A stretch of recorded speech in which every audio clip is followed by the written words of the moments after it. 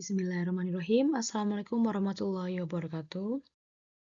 Perkenalkan, nama saya Virial Safira Nahda.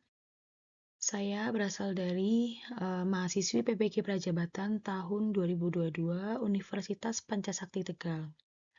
Pada mata kuliah Filosofi Pendidikan Indonesia, saya akan menjelaskan mengenai perjalanan pendidikan nasional yang terbagi atas 3 poin. Yang pertama pada zaman kolonial, yang kedua pada zaman setelah merdeka, kemudian yang ketiga itu menjelaskan mengenai pendidikan pada abad 21.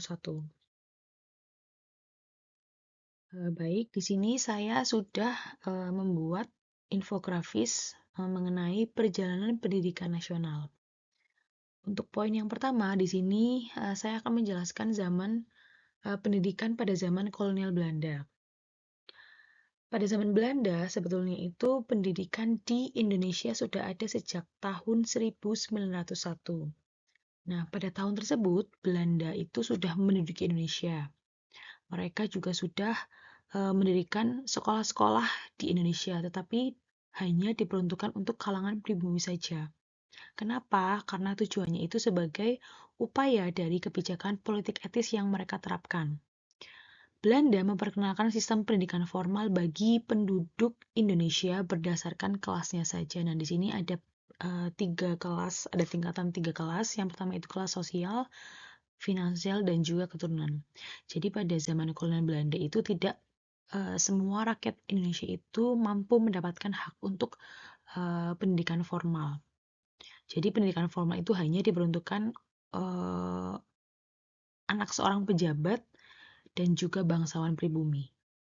Nah, mereka-mereka ini yang mempunyai hak untuk mengikuti pembelajaran di sekolah itu ada tingkatannya. Yang pertama, ada Europe's Largest School, itu adalah sekolah dasar yang diperuntukkan untuk orang-orang Eropa. Yang kedua itu ada Holland's Island School yang disingkat dengan HIC, itu adalah sekolah dasar bagi pribumi. Kemudian yang ketiga itu ada MULO. MULO itu adalah salah satu sekolah menengah pertama yang diperuntukkan untuk kalangan pribumi dan juga anak-anak seorang pejabat. Kemudian yang keempat, di sini ada Almere Middle School yang bisa disingkat dengan AMS. Ini adalah salah satu sekolah menengah atas, satu-satunya sekolah menengah atas pada zaman kolonial Belanda. Oke, kemudian kita beralih ke zaman Jepang ya. Perjalanan pendidikan pada zaman Jepang. Nah, pada zaman Jepang ini sebetulnya pendidikan formal itu sudah dikenal hampir di seluruh provinsi yang ada di Indonesia. Tetapi sistem ini berubah ya ketika Jepang itu mulai menduduki Indonesia. Di masa Jepang pada tahun 1942 sampai 1945 ada beberapa sistem yang dihapus lalu diganti. Nah, kebijakan yang berubah itu antara lain yang pertama, bahasa Indonesia itu dijadikan sebagai bahasa resmi pengantar pendidikan, yang mana menggantikan bahasa Belanda. Kemudian yang kedua, sistem pendidikan itu telah diintegrasikan. Pendidikan berdasarkan kelas sosial, keturunan, dan juga finansial itu tidak berlaku di zaman Jepang. Jadi dihapuskan. Kemudian yang ketiga, masa belajar di sekolah pendidikan formal itu diubah.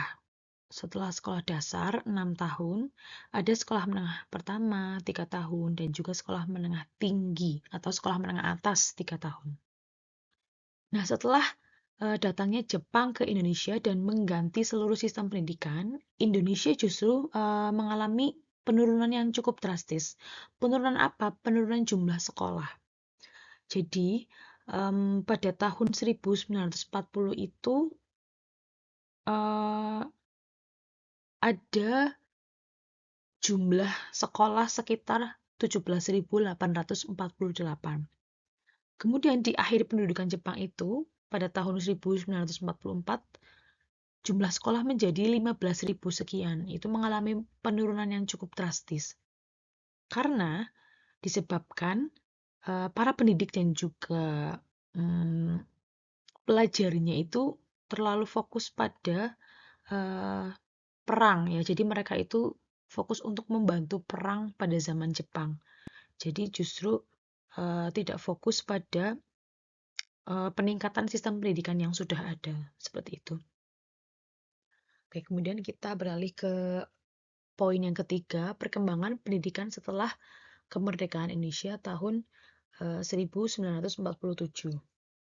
Nah, pada tahun tersebut, Indonesia itu sudah mulai membentuk Panitia Penyelidik Pengajaran Republik Indonesia, yang mana beranggotakan 52 orang. Nah, panitia ini bertugas untuk meninjau masalah pendidikan dan pengajaran anak-anak dimulai dari jenjang sekolah dasar sampai dengan perguruan tinggi. Selain itu, mereka juga meninjau mengenai rencana pelajaran, organisasi pemeliharaan isi pendidikan dan pengajaran. Setelah beberapa bulan berdiskusi dan juga bekerja, mereka sebagai panitia itu mengusulkan beberapa pokok saran kepada pemerintah. Saya akan menyebutkan beberapa saja di sini. Yang pertama itu, pedoman pendidikan dan pengajaran harus diubah secara mendasar. Kemudian, khusus mengenai pengajaran diharapkan agar bisa mendapatkan tempat yang teratur dan seksama. Kemudian, mengenai pengajaran tinggi disarankan agar diadakan seluas-luasnya. Disarankan agar mengusahakan pengiriman para pelajar ke luar negeri, dan yang terakhir di sini kewajiban bersekolah. Jadi panitia itu menyarankan agar wajib untuk sekolah yang dilaksanakan secara bertahap ya, yang sesingkat-singkatnya itu 10 tahun. Kemudian pada tahun tersebut, pada tahun 1947 juga, di sini ada pembaharuan tingkatan setelah sistem pendidikan baru terbentuk. Terdapat 4 tingkatan yang diberikan. Yang pertama itu ada pendidikan sekolah dasar, pendidikan menengah pertama, pendidikan menengah atas, dan juga pendidikan tinggi atau universitas perguruan tinggi seperti itu. Oke, kemudian kita beralih ke pendidikan pada abad 21. Nah, pada masa pendidikan di abad 21 ini, penetapan pendekatan pembelajaran bertransformasi dari teacher center menjadi student center. Nah, pada masa ini pendidikan menuntut siswanya atau peserta didik itu memiliki kemampuan dalam kecakapan berpikir dan juga belajar. Nah, kecakapan tersebut itu diantaranya adalah kecakapan dalam problem solving atau memecahkan masalah, think critically atau berpikir kritis, collaboration atau berkolaborasi, dan juga kecakapan dalam communication atau berkomunikasi. Nah, di sini hasil refleksinya itu menurut saya pendidikan di Indonesia pada masa sebelum kemerdekaan zaman kolonial cukup memprihatinkan ya. Pada zaman ini tidak semua rakyat memiliki hak untuk sekolah, hak untuk memperoleh pendidikan setinggi-tingginya. Jadi tidak semua rakyat Indonesia itu bisa menempuh jenjang pendidikan yang layak, melainkan hanya pihak-pihak tertentu saja yang mampu menempuh pendidikan. Padahal seharusnya kan pendidikan menjadi salah satu kebutuhan yang paling penting dan juga fundamental bagi setiap individu untuk membentuk pribadi yang merdeka dan karakter suatu bangsa. Di samping itu, pada zaman sebelum merdeka, penurunan kualitas pendidikan di Indonesia sempat mengalami penurunan yang drastis tadi ya, karena mereka pada zaman Jepang officially berfokus untuk membantu keperluan perang. Oleh sebab itu, kita sebagai masyarakat Indonesia yang hidup di zaman modern seperti sekarang ini hendaknya bersyukur karena kita semua mengalami perubahan yang cukup drastis yang tentunya baik di dunia pendidikan dari zaman sebelumnya. Saat ini kita mempunyai hak penuh untuk mendapatkan pendidikan yang layak. Pendidikan saat pendidikan saat ini tidak hanya dapat ditempuh bagi masyarakat dengan status ekonomi kelas atas saja, namun juga sebaliknya. Pemerintah melalui Kementerian Pendidikan bahkan sudah banyak menyediakan berbagai bantuan pendidikan berupa beasiswa untuk masyarakat di berbagai kalangan. Ditambah lagi dengan adanya teknologi yang semakin berkembang mendorong kita untuk terus belajar dan mampu menggunakan teknologi dengan maksimal, dengan sebaik-baiknya. Serta terus termotivasi untuk mengupgrade kualitas diri dalam learning atau belajar. Memperbanyak sumber belajar dari berbagai media dan juga tentunya menambah wawasan kita.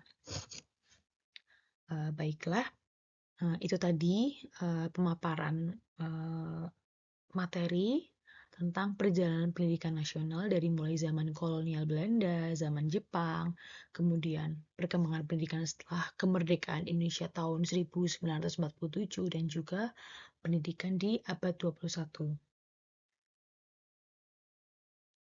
Oke, terima kasih atas waktunya. Saya mohon maaf bila masih banyak sekali kekurangan. Wassalamualaikum warahmatullahi wabarakatuh.